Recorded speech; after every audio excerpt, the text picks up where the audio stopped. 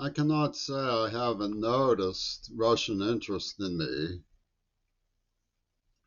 Most of the right wing interest in me pertains to the fact that Trump and Jagger and the various firebrands of the celebrity superstate wish to find me amending of my ways, that they might benevolently bestow upon me significant honors of mockery, sneering that I remind them of someone who lewdly identified his own delinquency as congenitally juvenile and so forth. It's my duty as an American to have a political conception which is consistent. And it's well known that because of head trauma and deafness and long career as a dishwasher out in the countryside, that I did terrible in school, and I'm not very adept at legal forms, and I don't really understand politics per se in terms of paper shuffling politics. I'm a fairly good historical researcher when it comes to paper shuffling. I've worked in libraries for many years, but I do understand Twisted Ankle Louie, and he wants my um, satisfaction that Yemen took up with in protest for Gaza to be renowned as sending signals of a Fort Sumter of sorts.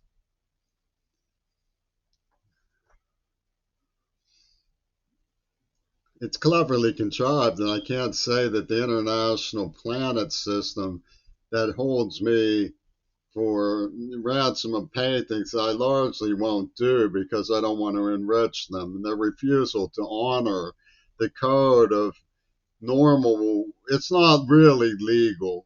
I mean, I gather certain facts about society's laws. It's not technically really legal for someone to buy something from you that's for less, significantly less than its known value. They've withheld the value of my work from me so they can despoil the basic ideas. Whenever I love something American, they try to despoil it. Like I love the law that postage stamps were for people like the president, people born in America, and they could only be issued as memorials after the person was gone. I love that law. They changed it, they struck it down. Living effigies, foreign effigies, you name it, it goes. Well, I've heard the Yemen, presumably, I mean, I don't trust any of the stuff that's in the web. I mean, I don't know this for a fact. But I've heard that Yemen misfired American ships, and it can be construed as friendly fire in a way because they're trying to bring hope that we come to our senses. But I think it's important to understand that Twisted Louie wants me identified as the person who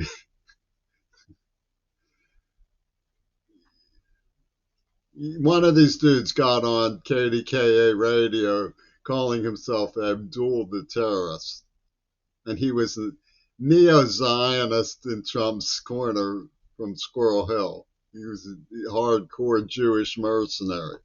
He loved big weapons and worked with people who were robbing the museum, and clearly had in mind making a laughing stock of me for the way they tortured me and ruined my life using nerve agents and so on. But Crary's an old name in America. My father was a naval veteran. He was chair of philosophy education. They bump him off too.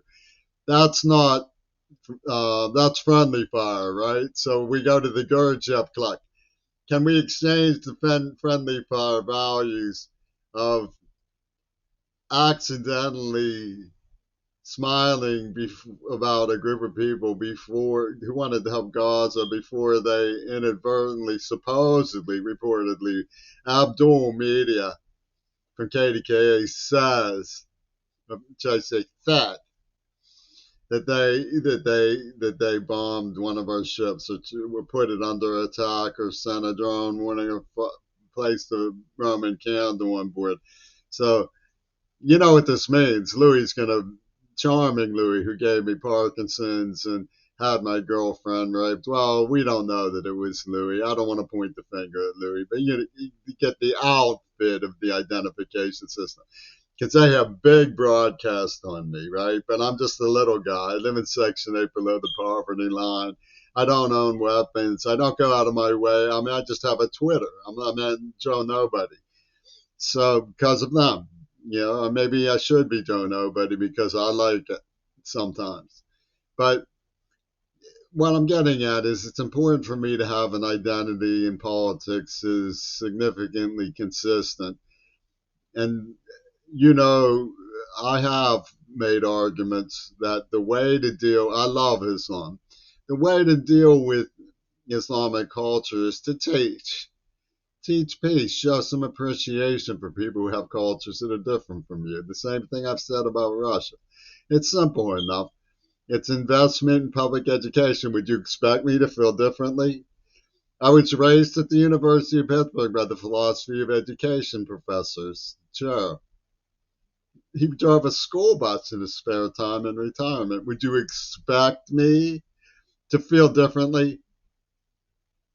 What you would expect me to do is tell the face lies, engage in the hypocrisy, sell the weapons, and lie for people who are so traitorous they murdered my father.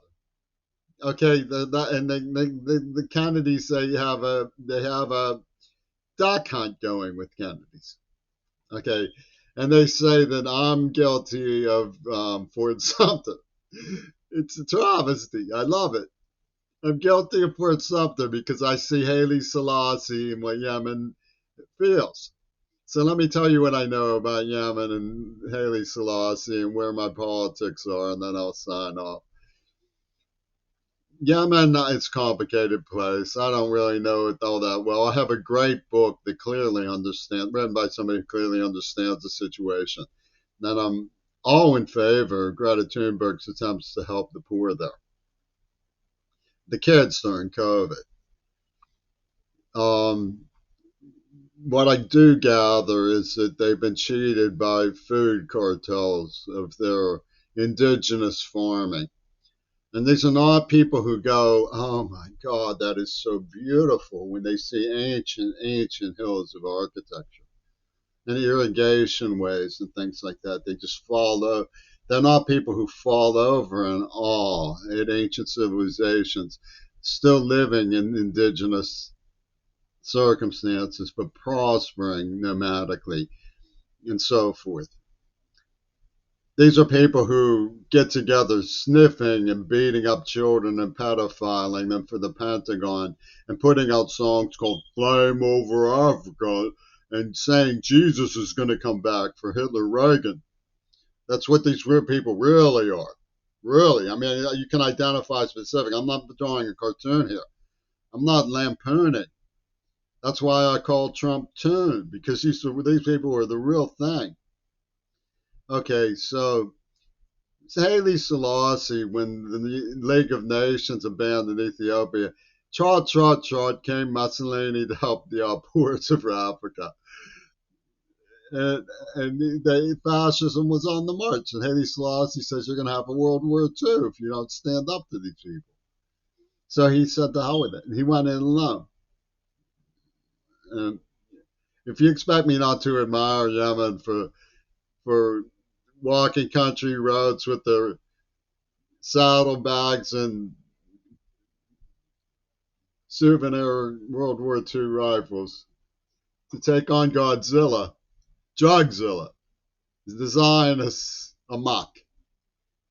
Get a life. Ethics is a romantic calling. They're international law enforcement. Don't you understand that international law has been violated in full view of the power structure? And nobody stood up for the children except Yemen. Nobody. So Adam and Brecker and Twisted Ankle Louie can hobnob with the hobnobbery and say Queerball has a musket on his mouth. And we're going to have to blow him away before blah, blah, blah, blah, blah, blah, blah. I've heard it all before. I was tortured as a child. It's not you think I don't understand the nature of reality. Fernholler Bridge Gang is always going, he doesn't understand the nature of reality. Pitt goes, Pitt meet at the highest commissions of administrative intelligence. And they sit down and they wave off the Tea Party and they fold their hands and they say, this is very important now. Queerball does not understand the nature of reality. And they hem and haw. They call Mel Gibson and Clint Eastwood. They say Queerball needs to be scorned a lesson, so we're going to hurt him good. We're going to hurt him good, and if we have to, George Bush and Bill Clinton are going to pull a bullet right between his eyes. They're going to split his head wide open. And that's Pittsburgh's mentality. They did it to me as a child. They think I don't understand the nature of reality. They brag that they dragged me through glass. And they say I don't understand the nature of reality. I'm 63 years old. I was held in torture, kidnapped as a child. I'm just naturally a little bit lightheaded. You think I don't care that you're threatening to kill me? You want to threaten to kill me because I love Haile Selassie's gesture. Now, let's get down to the reality of my politics. I know that AIDS was man-made and Gail Burson was behind it and Mick Jagger supports her and they're lying about John Lennon. From there, a lot of things are logical. I have nothing at all to support the notion that Yemen supports me. In all likelihood, they're triggering an alarm about me on the puppet master switch so that they can be shed of the storyline of successive degradations of the X-mode of Think She's a Walrus. We did the cleansing on Mount Desert Island and so forth and so on. Twisted Louie's not going to stop. It's not like this gang is going to, they say war forever, we'll fuck up the United States, we'll fuck up the United States, we'll come and get you. Remember what happened with Yemen happened after an Israeli nut got on the television, got on the horn, as Ryback would say, and said, we'll fuck up the United States if you try to stop us from killing the children of Gaza. That's all Yemen's trying to do is stop the murder of the children of Gaza. For God's sakes, you expect me to go along with the killing of the children of Gaza? Wow, man, it just doesn't matter. It just doesn't matter. You're Martin Anderman. You're Martin Anderman. You're Broccoli. You're going to drag me through glass. You're going to show me the nature of reality.